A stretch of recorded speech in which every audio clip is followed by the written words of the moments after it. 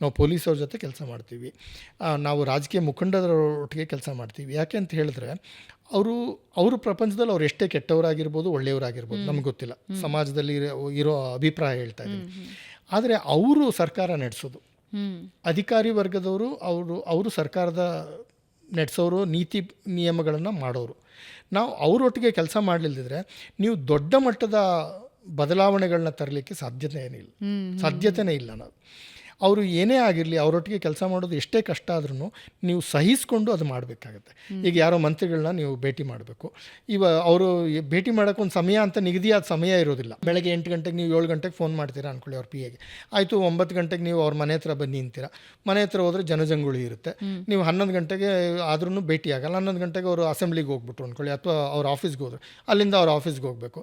ನೀವು ಅವ್ರನ್ನ ಕೊನೆಗೆ ಅವತ್ತು ಭೇಟಿ ಮಾಡ್ಬೋದು, ಮಾಡ್ದಲೇ ಇರ್ಬೋದು, ಮಾರನೇ ದಿವಸ ಭೇಟಿ ಆಗ್ಬೋದು, 2-3 ದಿವಸ ಬಿಟ್ಟು ಭೇಟಿ ಆಗ್ಬೋದು. ಆದರೆ ಅವ್ರನ್ನ ನೀವು ಕನ್ವಿನ್ಸ್ ಮಾಡಿದ್ರೆ ನೀವು ದೊಡ್ಡ ಮಟ್ಟದ ಬದಲಾವಣೆಗಳನ್ನ ತರ್ಬೋದು.